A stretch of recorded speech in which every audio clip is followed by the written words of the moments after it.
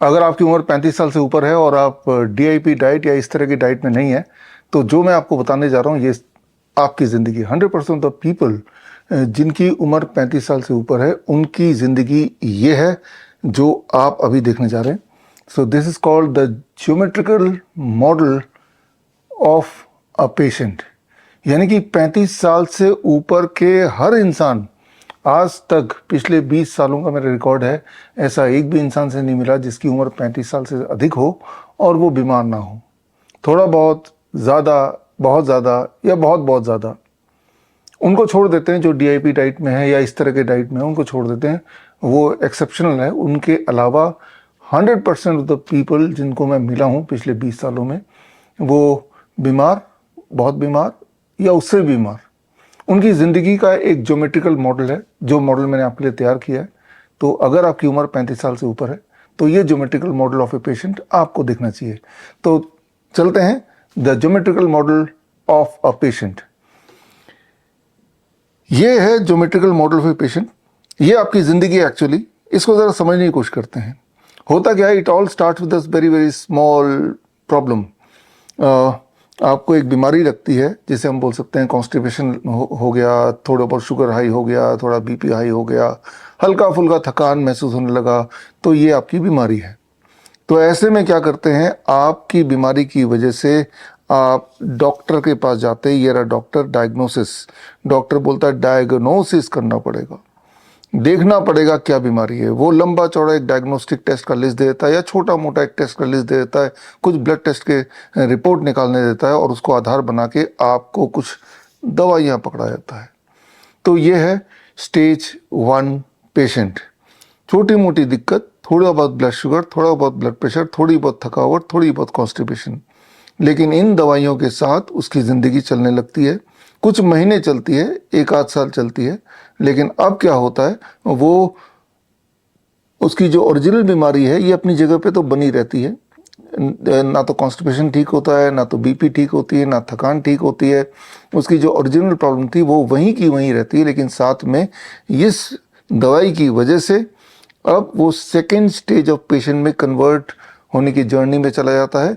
यानी कि कुछ नई बीमारियां उसके साथ और जुड़ जाती हैं, कुछ नई बीमारियां, या फिर उसका ब्लड शुगर और बढ़ गया in spite of taking the medicine, यहाँ से यहाँ पहुँच जाता है दवाइयों के बाद भी।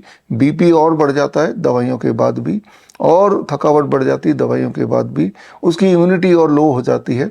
तो अब आप सेकेंड स्टेज हो गया, ये आपकी बीमारी है और अब बीमारी, इस बीमारी के साथ ये जुड़ गया। तो अब आप क्या करेंगे? अब वही करेंगे ना जो आपने पहले किया था, यानी कि आप दोबारा से डायग्नोसिस, डॉक्टर एंड डायग्नोसिस के पास जाएंगे।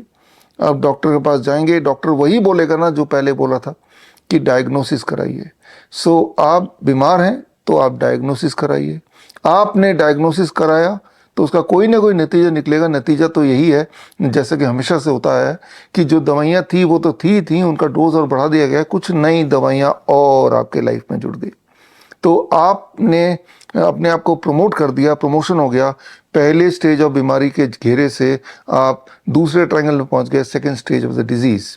यानी कि अब आपके घर का या आपके ऑफिस का कोई काम रुक नहीं रहा है, आप अपने सारे रिस्पॉन्सिबिलिटीज़ को पूरा कर पा रहे हैं, लेकिन at the end of the day आप बहुत थक जाते हैं, बहुत चिड़चिड़े हो गए, और हमेशा आपको लगता है कि भाई आराम की ज़रूरत है, ठीक से नींद नहीं हो रहा, डिप्रेशन में आ गए हैं। तो ये सारी चलती रहती है। यानी कि बीमारी अपनी जगह पे है और उस डायग्नोसिस के बेसिस पे ये दवाइयाँ तो थी, ये दवाइयाँ और जुड़ गई है इस उम्मीद से कि ये जो बीमारी है इसमें कुछ ना कुछ आराम मिलेगा। तो लाइफ पहले जो थी उससे ज़्यादा एग्रेसिव हो गई है, ज़्यादा दिक्कतें बढ़ गई हैं, छोटी मोटी थोड़ी बहुत पेन भी शुरू हो गया, जॉइंट पेन भी शुरू हो गया। बाकी बीमारी तो थी, अब बॉडी के इधर उधर पेन भी होने लगा। सुबह जब उठते हैं तो टायर्ड उठते हैं, दिन भर भी टायर्ड रहते हैं, और किसी तरह से आपको लगता है कि कब सोने का मौका मिले, और रात को नींद भी नहीं आती है। तो ये आपके चक्रव्यूह में फंस जाते हैं। काम चलता रहता है, काम चलता रहता है, 1 साल 2 साल 3 साल, लेकिन अब ये दो जो दवाइयाँ आप ले रहे थे, इन दोनों बीमारी को ठीक करने के लिए, उसकी वजह से ये दोनों बीमारी तो अपनी जगह पे है, लेकिन आपने इनवाइट किया एक third stage of patient. Third stage मतलब अब एक्सट्रीम फैटिग आ गया, बॉडी में स्वेलिंग आ गया, एक्सट्रीम पेन आ गया, कहीं कहीं ब्लीडिंग भी हो रही है, कफ करते वक्त ब्लीडिंग हो रही है या स्टूल में ब्लीडिंग हो रहा है, यूरिन आउटपुट कम हो गया, फ्रॉथी यूरिन हो गया, इस तरह के अजीबो गरीब सिम्टम्स आने लगे, हीमोग्लोबिन लेवल बहुत ही डाउन हो गया। तो मतलब ओरिजिनल बीमारी यहाँ थी, सेकेंड स्टेज यहाँ थी, अब थर्ड स्टेज मतलब अब वो हालत आ गई कि लगता है कि अब तो काम करना छोड़ना पड़ेगा, अब तो बिस्तर पकड़ने का समय आ गया है। Now it is a serious disease. तो ऐसे में आप क्या करेंगे? अरे भाई, ऐसे में वही तो करेंगे ना जो पहले किया था, यानी कि दोबारा से डायग्नोसिस की बात करेंगे, दोबारा से डॉक्टर से बोलेंगे। अब क्या करें? डॉक्टर बोलेगा, एक नया डायग्नोस्टिक लिस्ट देगा। इस बार जो डायग्नोस्टिक लिस्ट देगा वो पिछली बार से अलग भी हो सकता है कि एमआरआई करा लो, सीटी स्कैन करा लो, एंजियोग्राफी करा लो, पेट स्कैन करा लो, डीटीपीए स्कैन करा लो, फाइब्रो स्कैन करा लो। मतलब ये कि अब एक नए स्टेज के डायग्नोसिस, ये कुछ ऐसे डायग्नोसिस होते हैं जो ना केवल मिसलीडिंग होते हैं, ये डेंजरस भी होते हैं, यानी कि diagnosis itself can cause a disease. Anyway, आपकी हालत तो बहुत पतली है ही है, आपका काम धंधा ही बंद हो गया, ऑलमोस्ट आपको लगता है कि बस अपना पूरा दिन अगर जिंदा रहे वही बड़ी बात है।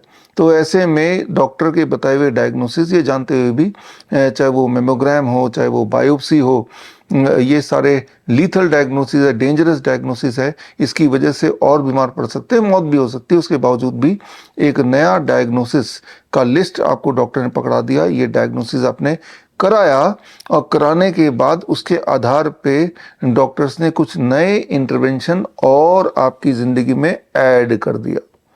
यानी कि अब आपकी गाड़ी बढ़ गई कुछ नए ट्रीटमेंट की तरफ, नई दवाइयों की तरफ, चाहे वो कीमोथेरेपी ड्रग्स हो या फिर चाहे किडनी के लिए अब तो डायलिसिस शुरू करना ही पड़ेगा, या फिर कहीं ब्लड ट्रांसफ्यूजन की ज़रूरत है, या फिर आप इंसुलिन डिपेंडेंट हो गए। यानी कि छोटी सी दवाई, थोड़ी और बड़ी, अब भयंकर दवाई, इस उम्मीद से कि ये जो हालत है ये थोड़ी सी और ठीक होगी। आप सोच के देखिए, ईमानदारी से बताइए, क्या पूरी दुनिया में कोई भी ऐसा एक पेशेंट है जो यहाँ आने के बाद, ये सारी दवाई लेने के बाद, अब उसकी ये बीमारी थोड़ी कम हो गई हो, पहले की तरह अब काम करने लगा हो, या बीमारी और कम हो गई हो? ऐसा आज तक तो मेडिकल लिटरेचर में हुआ नहीं कभी, ऐसा तो कभी देखा नहीं गया। लेकिन फिर भी एक उम्मीद के साथ आपने कीमोथेरेपी भी कराया, रेडिएशन भी कराया, आपने ज़रूरत पड़ने पे सर्जरी भी कराया, और आपने डायलिसिस भी चले गए ताकि आपकी ज़िंदगी थोड़ी सी आराम से गुजरे। लेकिन क्या ऐसा हुआ? ऐसा नहीं हुआ। ऐसा कुछ महीने के अंदर जो बीमारी यहाँ से यहाँ, यहाँ से यहाँ तक पहुँच गई, एंड फाइनली प्रोग्रेस हो गई, एक ऐसी स्थिति पे आ गई कि आप हॉस्पिटलाइज्ड ही हो गए। यानी कि अब इस चक्रव्यूह के सबसे अंदर वाला लास्ट स्टेज, फोर्थ स्टेज में आ गए। ये है कहानी हर पेशेंट की। It starts from about 30 to 35 years of age, और जब तक कि आपकी माल या आपकी जान ना चली जाए तब तक ये इस घेरे के अंदर, इस चक्रव्यूह के अंदर फंसते ही रहते हैं, फंसते ही रहते हैं।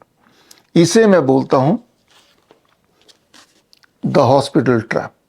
हॉस्पिटल ट्रैप मेरी अगली किताब है, ये जल्द इसी महीने हम लॉन्च करेंगे, और इस किताब में ऐसे लोगों की कहानी है।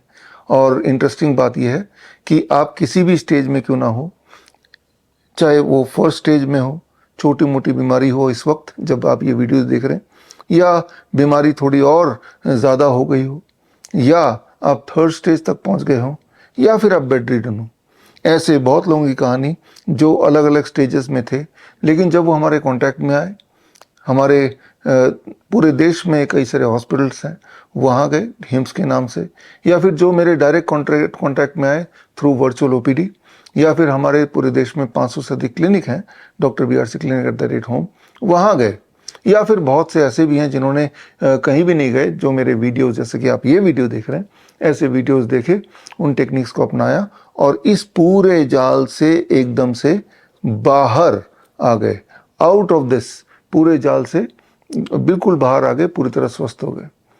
तो आप अगर उनमें से हैं, आई एम श्योर कि अगर आप DIP डाइट में नहीं हैं या इस प्रकार के डाइट में नहीं है, और अगर आपकी उम्र 35 साल से ऊपर है, तो मैं आंख बंद करके बोल सकता हूँ आप स्टेज 1, स्टेज 2, स्टेज 3, और आप में से कुछ लोग स्टेज 4 वाले पेशेंट भी इस वक्त ये वीडियो देख रहे होंगे। तो कैसा रहेगा आज़ादी फ्रॉम दिस हॉस्पिटल ट्रैप? तो 10 मई 1857, जैसा कि आपको पता है, भारत के आज़ादी का, अंग्रेजों के अगेंस्ट आज़ादी का पहला संग्राम 10 मई को शुरू हुआ था 1857। अब आपको एक और आज़ादी लड़नी है, इस बार अंग्रेजों से नहीं, अंग्रेजी दवाइयों से अपने आप को आज़ाद करना है। और वो दिन लिख लीजिए 10 मई, और टाइम है 12 बजे। आप में से वो लोग जो अपने आप को इस जाल से बाहर निकालना चाहते हैं, और ये किताब अभी लॉन्च होगी इसी महीने। इस किताब में बहुत सारे सक्सेस स्टोरीज है जिन्होंने ऐसा किया, और आप भी उनमें से एक बनना चाहते हैं, तो आपके पास कई सारे तरीके हैं इस वक्त। एक तो हमारे जो हॉस्पिटल्स हैं, एम्स, उसमें जाके एडमिट हो जाएं, लेकिन उसमें लाखों रुपए खर्चा हो जाएगा। दूसरा तरीका है आप डायरेक्ट मुझसे जुड़ें, bishrup.com/VOPD में जाके, वर्चुअल ओपीडी बोलते हैं, जहाँ डायरेक्ट मेरे सुपरविजन में आप अपने घर के कन्वीनियंस में मेरे बताए हुए प्रोटोकॉल फॉलो करें, तब भी चांसेस हैं कि आप इस ट्रैप से बाहर निकल सकते हैं या निकल जाएंगे। लेकिन इसमें खर्चा आएगा ₹21,000, ये भी ज़्यादा है। तीसरा तरीका है, पूरे देश भर में हमारे क्लिनिक हैं, डॉक्टर BRC क्लिनिक @home, 500 से अधिक क्लिनिक हैं।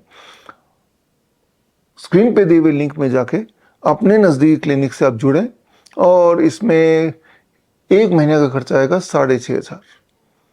ये भी आपको कुछ लोगों को ज़्यादा लग रहा होगा। एक फ्री का तरीका भी हो सकता है।